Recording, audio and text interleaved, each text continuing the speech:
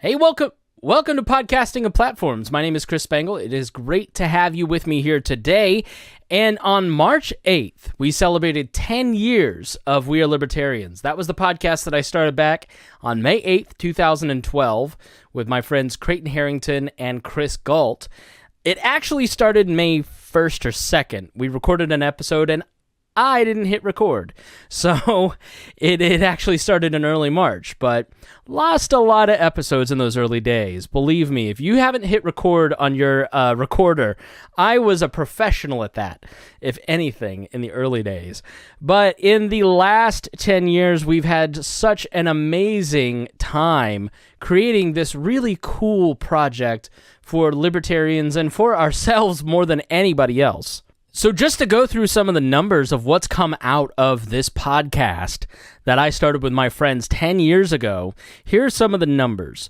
5 million downloads on what's now called The Chris Spangle Show. 2,799 episodes across all the different shows that we've had. We've had 328 patrons. I wish we had them all still now, but we have a great number of patrons. Some would say the greatest. 75 different co-hosts. 13 websites, 7 different trips where I covered events, 6 live shows at a comedy club where we got people together, 5.5 marriages. I'll let you figure out the half, but my own marriage came out of this podcast. 4 different email newsletters that we've started.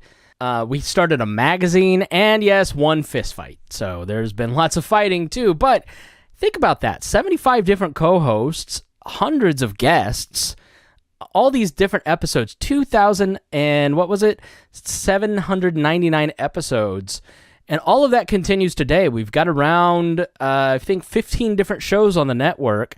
It is now the We Are Libertarians podcast network and the Chris Spangle Show. We found through the 2020 election that people kind of got confused between the network and the podcast, and so I split those two out. And it also kind of made it a little less, like people felt if they were listening to a We Are Libertarians podcast that they were being propagandized to become libertarians. And I didn't want people to feel that way. That's what's happening, but I don't want you to feel that way. But think of that. I mean, really, out of all of this effort, so much friendship, so much community has come out of it. Got 100,000 Facebook followers. Got multiple groups that have come out of it, a Discord where people game with each other.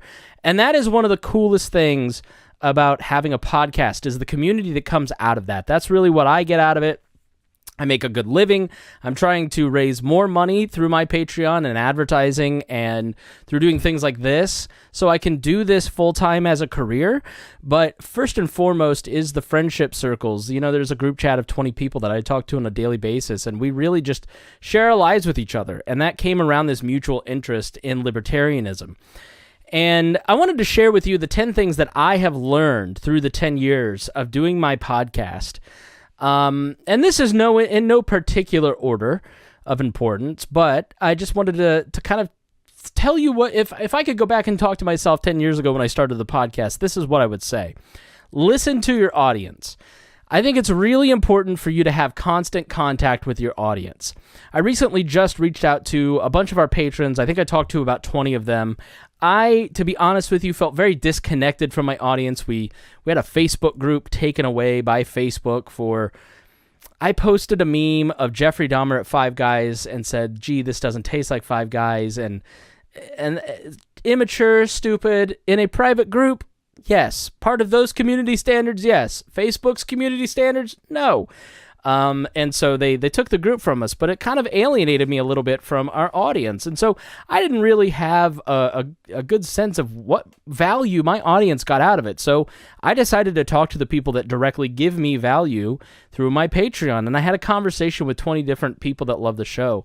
And I would have bet money that growing the libertarian movement would have been the number one piece of value that I was giving my audience.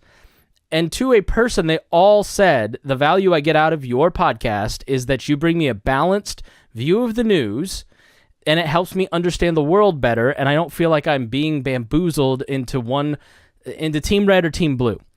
And so that helps me adjust how I want to think about the future as a podcaster and how I want to craft my show and what I want to do with it. because it's important for you to understand what value you're giving to people and to understand what they're hearing. Because I'll tell you, I mean, I talked to people who thought I couldn't be more of a righty, and then I talk to people who listen to me because I'm a lefty. Like, even the people who support your podcast hear different things, but if you talk to enough of your audience, you start to kind of hear that consistent thread, and it can help you adapt your content to meet the needs of the people that you're talking to. Because really, giving value to your audience, giving value to your listeners is the single most important thing you can do when you're doing a podcast. Number 2, be ready to adapt as technology changes. When I started my podcast, I started with a tower computer, recording into the computer. I was putting the podcast episode into the back end of my website. I think maybe podcast hosts existed at the time, but I didn't know about them. Now things are radically different just 10 years later. I'm on my 3rd different podcast host, which basically is the thing where the file is hosted.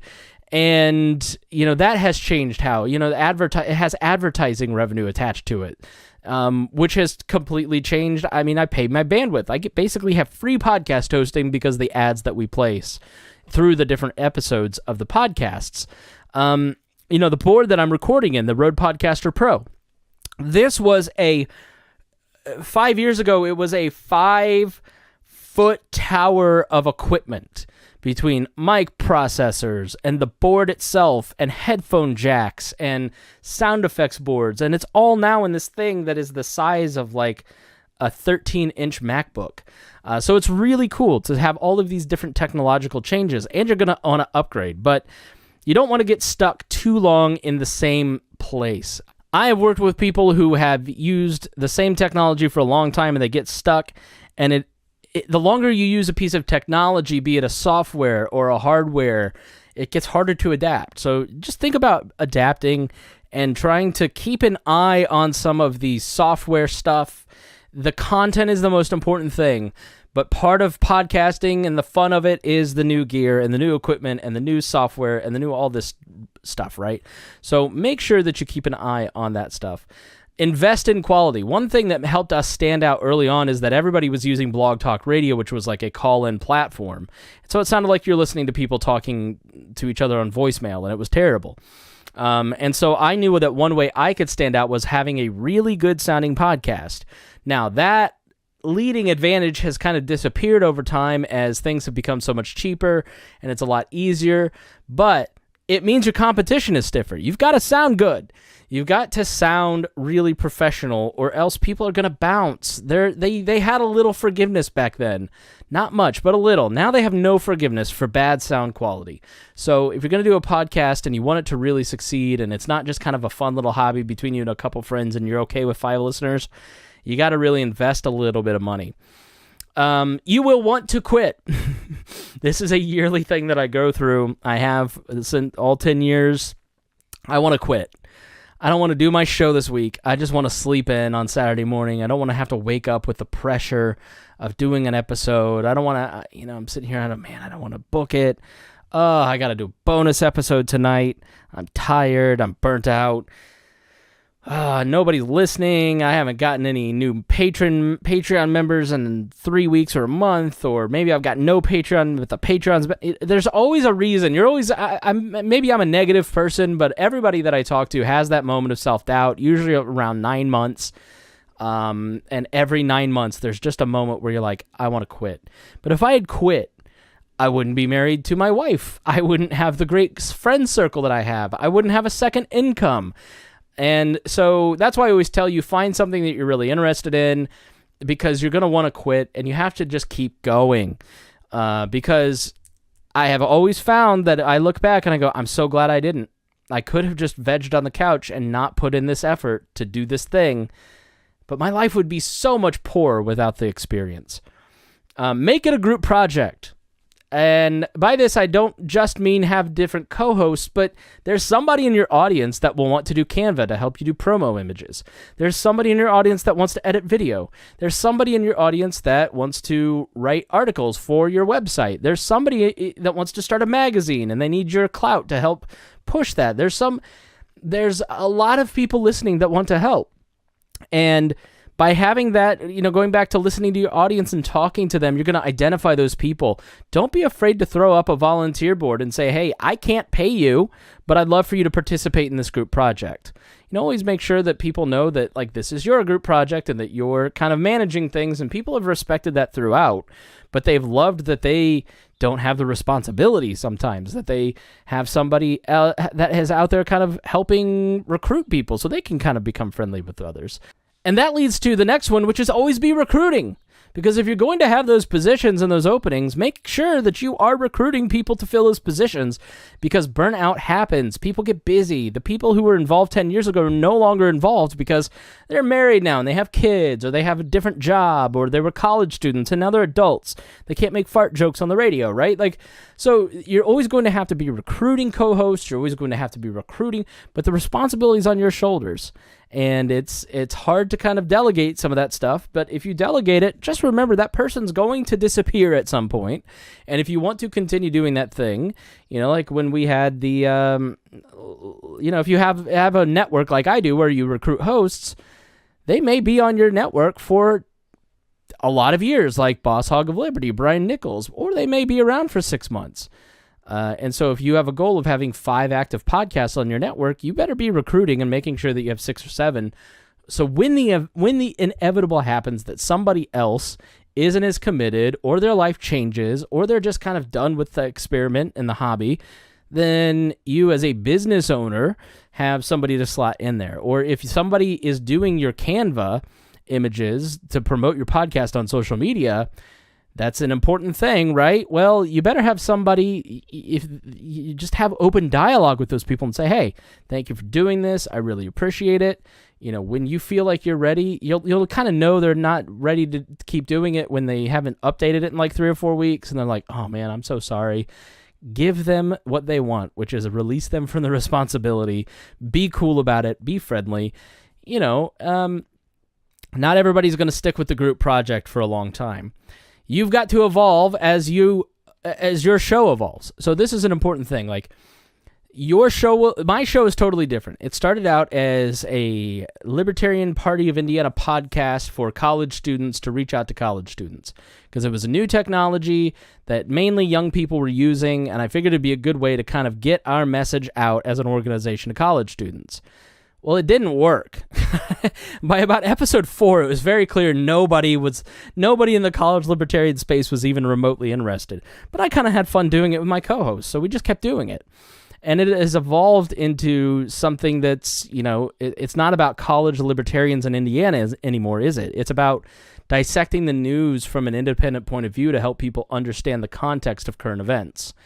And it took a lot of personal evolution and effort to get to that point, a lot of listening to my audience, and a lot of trying new things and being afraid to fail in front of other people, and giving up some of those sacred cows, kind of saying, yeah, this was our identity, or this was the type of show that we did, but, we were a comedy show for libertarians for a long time.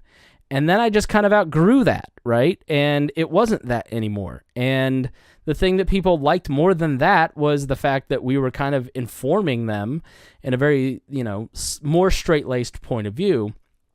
And so I had to be afraid to kind of let go what I knew was working to evolve it to a place where I'm at now, where people have a better idea of what I do. They're more willing to give me radio interviews. They're more willing to listen to me as a serious person than when I'm making fart jokes. But that's part of the personal evolution of me and the show. Next lesson is obsess over the value that you're giving to your listener. It's really important for you to know what value you're giving. I talk about this all the time, and give them that value. I won't belabor the point because I talked about it earlier, but this is a really important thing. The content on the air is more important than any other aspect in the business, right? So the show is more important than the Facebook page. The show is more important than the new idea. The show is more important than the podcast network. The show is more important than, video, right? So you have that anchor piece of content. For me, it's always audio podcasting. I've got a lot of websites that are attached to that kind of stuff. The thing that's most important is making sure that audio podcast is really good. You got to prioritize what your anchor piece of content is above all else. Last one, have fun. Just enjoy it. It's a hobby. It's supposed to be fun. Don't put pressure on yourself. You should be consistent. You should do a show every week. You should do a show, when you make that promise to your listeners, it's important. If you can't get it done that week, don't kill yourself. Right? It's the 80-20 rule. My friend Michael Matthews, who's not my friend, I've never met him, but I listen to his podcast and I think he's my friend, talks about in his new diet book, Muscle for Life, dieting's 80% success and you're going to fail 20% of the time, and just be gentle with yourself when you fail that 20% of the time. Same rule applies here. 2014, I was going through a divorce. I couldn't get out an episode sometimes for a month.